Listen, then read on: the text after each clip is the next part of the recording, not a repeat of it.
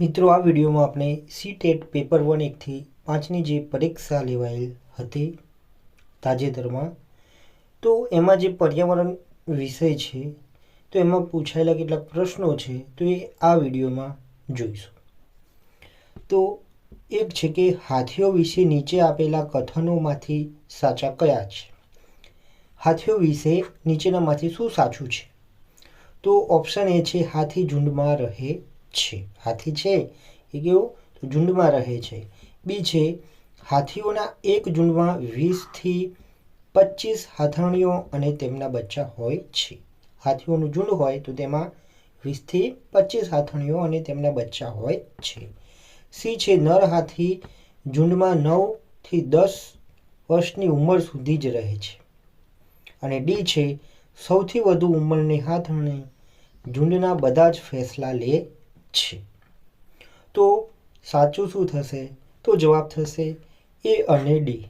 આ જે એ છે એટલે કે હાથી ઝુંડમાં રહે છે એ, અને ડી છે સૌથી વધુ ઉંમરની હાથણી ઝુંડના બધા જ ફેસલા લે છે. તો આ બે કથનો છે કેવા છે?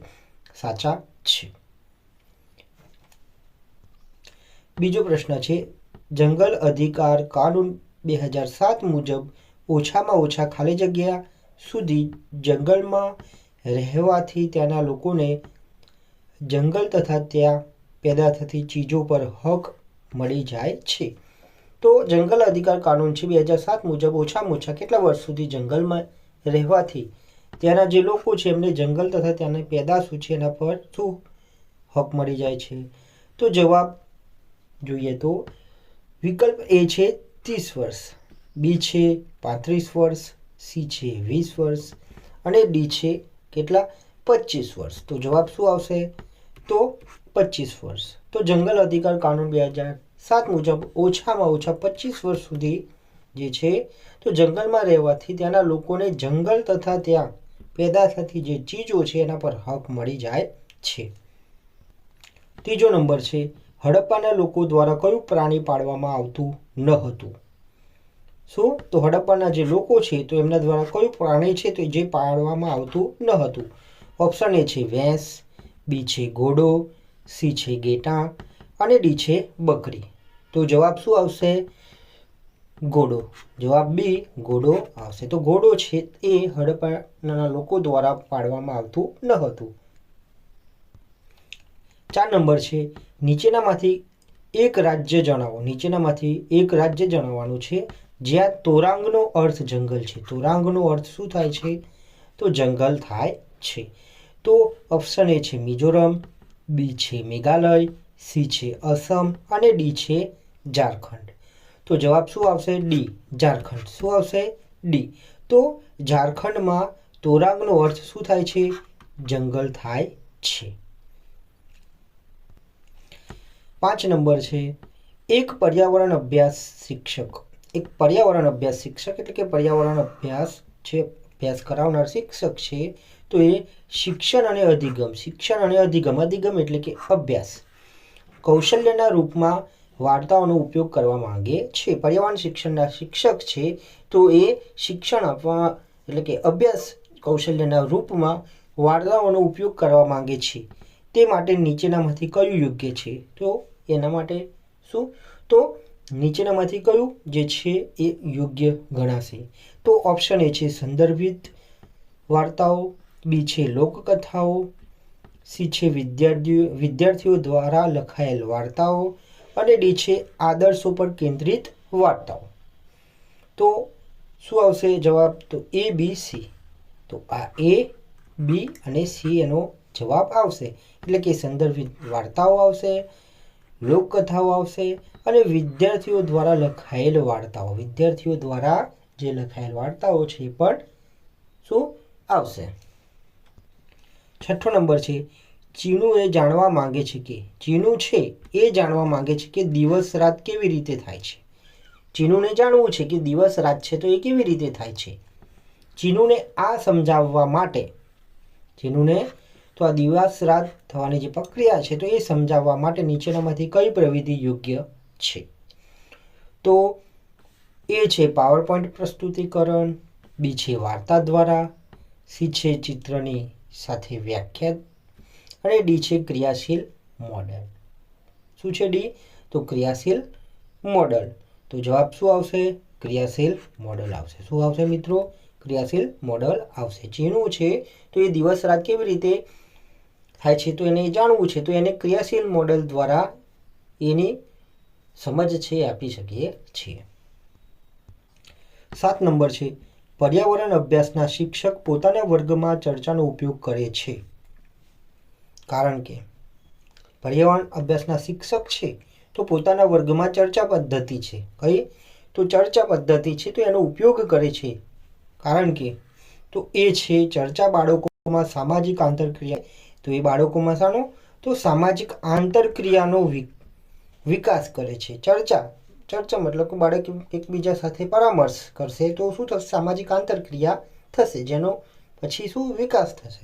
બી છે ચર્ચા વાસ્તવિક અને સાર્થકપૂર્ણ અભ્યાસમાં મદદ કરે છે. ચર્ચા છે તો એ વાસ્તવિક અને સાર્થકપૂર્ણ જે અભ્યાસ છે એમાં મદદ કરે છે. સી છે જ્ઞાનનું સાર્થક નિર્માણ ત્યારે થાય જ્યારે વિચારોનું વિદ્યાર્થીઓ વચ્ચે આદાન પ્રદાન થાય.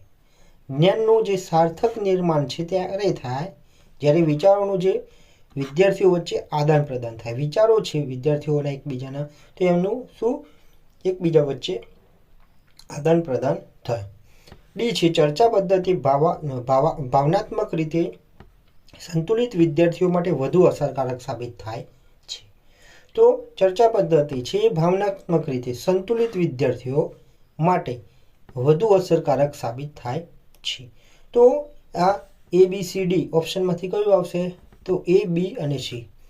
આ A છે, B છે અને C જે ઓપ્શન છે એ સાચો જવાબ થશે. 8મો છે એક પર્યાવરણ અભ્યાસના શિક્ષક પોતાના વર્ગ 3 ત્રીજા ધોરણનો વર્ગ છે તો એના બાળકોને બગીચામાં જવા કહે છે. તો પર્યાવરણ શિક્ષક છે તો બાળકોને બગીચામાં જવા માટે કહે છે અને તેમને વિવિધ પ્રકારના જે પાંદડાઓ છે ને ભેગા કરવા માટે જણાવે છે. તો નીચેનામાંથી કયા પ્રક્રિયા કૌશલ્યને શિક્ષક બાળકોમાં વિકસિત કરવા માંગે છે અથવા તો ઈચ્છે છે? પર્યાવરણ અભ્યાસના શિક્ષક છે તો ધોરણ 3ના જે બાળકો છે તો એમને બગીચામાં જવા કહે છે અને વિવિધ પ્રકારના પાંદડાઓને ભેગા કરવા માટે જણાવે છે. તો એમની જે પ્રવૃત્તિ છે તો એ બાળકોમાં કયા કૌશલ્યોને વિકસિત કરવા માટે છે? તો એ છે ફક્ત વર્ગીકરણ, બી છે સર્જનાત્મક અભિવ્યક્તિ અને પાંદડાઓ સાથે પ્રયોગ, સી છે અવલોકન અને વર્ગીકરણ અને ડી છે ફક્ત પ્રયોગ કરવા. તો જવાબ શું આવશે? અવલોકન અને વર્ગીકરણ. શું? તો અવલોકન અને વર્ગીકરણ જે કૌશલ્ય છે તો એ કૌશલ્યનો વિકાસ છે તો એ આ પ્રવૃત્તિ છે એના દ્વારા વિકસિત કરવા શિક્ષક ઈચ્છે છે. 9 નંબર છે પર્યાવરણ અભ્યાસ શીખવાની બાબતમાં નીચેનામાંથી કયું કથન યોગ્ય છે? પર્યાવરણ અભ્યાસ છે તો એ શીખવાની બાબતમાં નીચેનામાંથી કયું કથન છે જે યોગ્ય છે, સાચું છે? તો એ છે બાળકો શીખવાની બાબતમાં સ્વાભાવિક રીતે જિજ્ઞાસુ હોય છે. બાળક છે તો શીખવાની બાબતમાં સ્વાભાવિક રીતે જિજ્ઞાસુ એટલે કે જાણવાની ઈચ્છા ઉત્સુકતા ધરાવતો એટલે એને જિજ્ઞાસુ કહેવાશે. બી છે બાળકો શીખવામાં નિષ્ક્રિય પ્રાપ્તકર્તા છે. ઓપ્શન બી છે કે બાળકો છે એ શીખવામાં કેવી? તો નિષ્ક્રિય પ્રાપ્તકર્તા છે. સી છે બાળકોને શીખવા માટે શિક્ષકની આવશ્યકતા છે. બાળકો છે તો એમને શીખવા માટે શિક્ષકની આવશ્યકતા છે. અને ડી છે બાળકો સહયોગી એટલે કે સમૂહમાં જૂથોમાં વધુ સારી રીતે શીખે છે. તો જવાબ શું આવશે? એ અને ડી. એ એટલે કે બાળકો છે તો શીખવાની બાબતમાં સ્વાભાવિક રીતે જિજ્ઞાસુ હોય છે. બાળક છે તો એમનો સ્વભાવ કેવો? કુતૂહલવાળો હોય છે, નવું જાણવાની ઈચ્છા દર્શાવતો હોય છે. અને ડી છે કે બાળકો સહયોગી સમૂહમાં જૂથમાં વધુ સારી રીતે શીખે છે. બાળક છે તો સમૂહમાં છે, સહાધ્યાયીઓ સાથે છે તો એ વધુ સારી રીતે શીખે છે. 10 નંબર છે નીચેનામાંથી કયા ઘટક પર્યાવરણ અભ્યાસના અર્થની સર્વશ્રેષ્ઠ વ્યાખ્યા કરે છે? કયા ઘટક છે પર્યાવરણ અભ્યાસના? તો એ અભ્યાસના અર્થની સર્વશ્રેષ્ઠ વ્યાખ્યા છે એ કરે છે? તો જવાબ થશે બી, સી અને ડી. શું થશે? બી એટલે કે અવલોકન, સી એટલે કે પ્રશ્ન પૂછવો અને ડી એટલે કે પ્રયોગ. તો ઘટકો તો અવલોકન છે, પ્રશ્ન પૂછવો છે અને પ્રયોગો છે. તો પર્યાવરણ અભ્યાસના અર્થની સર્વશ્રેષ્ઠ વ્યાખ્યા કરે છે.